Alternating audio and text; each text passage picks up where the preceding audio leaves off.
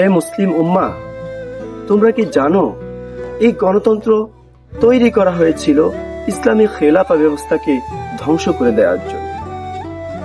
আজ তা হাড়ে হাড়ে টের পাচ্ছে মুসলিম উম্মাহ। যেভাবে চেষ্টা করুক না কেন, ইসলামী খেলাফাকে সমুন্নত করা যাচ্ছে না, শুধুমাত্র এই গণতন্ত্র, সমাজ ব্যবস্থা, রাষ্ট্রনীতির কারণে।